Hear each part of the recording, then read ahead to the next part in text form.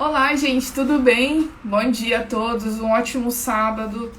Resolvi vir aqui no início da manhã fazer essa live rapidinho aqui, porque essa semana eu não consegui gravar a tempo o vídeo do estudo da lição. E semana passada não consegui colocar o vídeo aqui no Instagram por causa de um problema. Normalmente eu edito meus vídeos no computador e eu passo pro meu celular por AirDrop.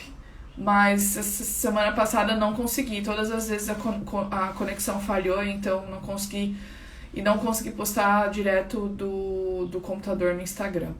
Mas eu resolvi fazer direto aqui no Instagram, porque eu acho que tem mais pessoas que veem os vídeos aqui do que lá no YouTube. Depois eu coloco no YouTube. Em todo caso, nós temos essa semana, continuando o estudo do trimestre, tá bom? Sobre fidelidade.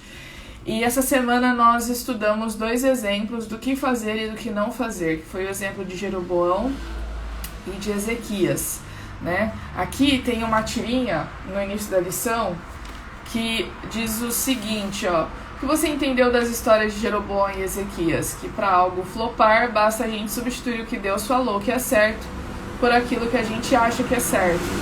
E que para desflopar é preciso reavivamento e reforma. Então a gente tem aqui o rei Jeroboão, que logo depois da divisão de Israel, morte de Salomão, o filho de Salomão, Roboão, só fez coisa errada, não ouviu os conselhos certos. Então o Israel se dividiu e aí agora eu tenho o reino do norte, reino de Israel, o reino do sul, de Judá. E Jeroboão é o novo rei de Israel, reino do norte. E lógico, né? A ordem que Deus havia dado, especialmente quando Davi e quando Salomão construiu o templo, é de que todo mundo deveria ir adorar no templo, levar suas ofertas no templo. Eles não deveriam construir outros lugares de adoração. Mas agora, Jerusalém é o reino do norte, ficava no reino do sul. Então, Jeroboão ficou com medo de perder poder político toda vez que as pessoas fossem para Jerusalém para adorar. Talvez elas vissem, nossa, aqui é mais legal, aqui é mais próspero, a gente podia ser como Jerusalém. E aí ele poderia sofrer consequências e perda de poder por causa disso. Então o que ele fez? Não tem problema, vamos construir lugares de adoração aqui pertinho mesmo, contrariando o que Deus havia ordenado, né? Então, Jeroboão, ele orientou o povo para que o povo deixasse de apresentar suas ofertas. E o interessante, inclusive, que a lição traz é que na Bíblia, no Velho Testamento, no Novo Testamento, todas as vezes que o povo de Israel se reunia para adorar, sempre eles levavam ofertas, eles sempre apresentavam ofertas. Então, a gente vê que aqui, quando eles levavam dízimo, levavam oferta, era sempre um ato de adoração, né? Isso estava intrinsecamente ligado com o fato deles irem prestar culto. Então é uma lição interessante que a gente vê aqui também, né? Então Jeroboão, ele foi lá e ele fez o que ele achou que deveria que deveria fazer, contrariando aquilo que Deus havia pedido. E aí depois aqui a gente encontra rei Ezequias, né?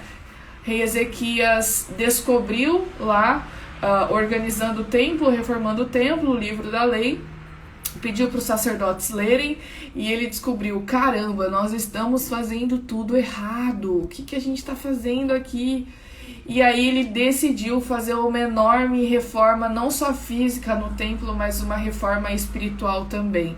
Então o povo no período do rei Ezequias passou por um grande reavivamento e reforma, voltando àquilo que Deus havia pedido lá no início, quando o povo estava no deserto, quando ele pediu para Davi, ele deu as orientações para Davi construir o templo, e quando Salomão construiu o templo.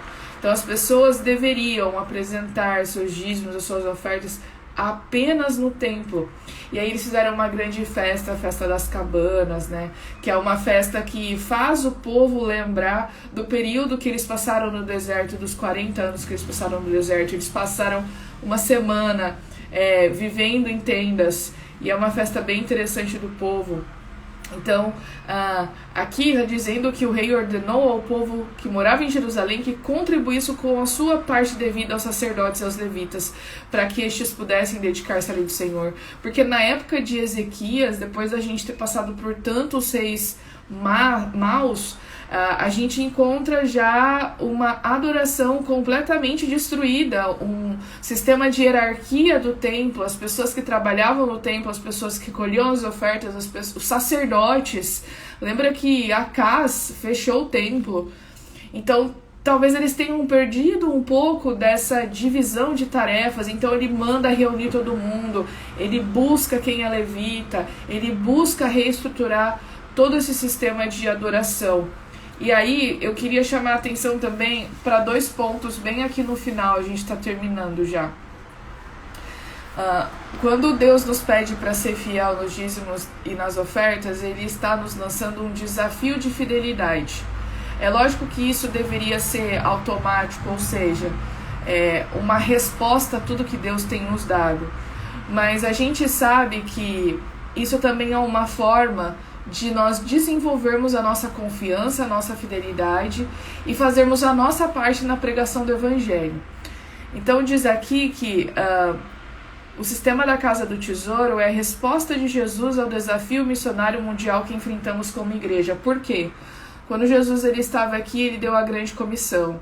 Ele falou, vocês vão receber o Espírito Santo e vocês vão ser minhas testemunhas em Jerusalém, na cidade onde eles estavam, na Judéia e Samaria, na região, até os confins da terra, em todos os lugares da terra, em outros países, em outras culturas. Então, levar os dízimos, especialmente na igreja adventista, os dízimos têm uma função muito clara de, pelo menos é isso que a Bíblia nos diz, né? A gente segue a Bíblia, de que o dízimo deve servir para a pregação do Evangelho. Então ele serve para o salário de pastores, de evangelistas, de obreiros, para levar missionários para outros lugares. E aí tem aqui também a oferta, que uma parte da oferta vai servir também para a manutenção da igreja, para os programas da igreja, para os projetos da igreja, né? Aqui diz que em 2002 a Igreja Adventista votou um plano que sugere que de 50% a 60% de todas as ofertas regulares e aquelas que a gente dá na salva, né, quando passa a cestinha, devem ser sempre designadas para apoiar a igreja local, ficam na igreja. De 20% a 30% devem apoiar o avanço missionário da associação, então isso deve ser enviado para a associação, união e divisão, e 20% destinado ao fundo, ao orçamento da Igreja Mundial, ao fundo missionário. Então, é muito interessante a gente ver que, ao mesmo tempo que a Bíblia e Deus, né, nos pede para devolver os dízimos, para darmos as ofertas também existem instruções de como usar esse dinheiro, ou seja, quando, pelo menos na igreja adventista, quando a gente dá oferta e dízimo, isso não vai direto para o bolso do pastor, isso vai ser enviado para toda uma organização, para manter essa organização na pregação do Evangelho.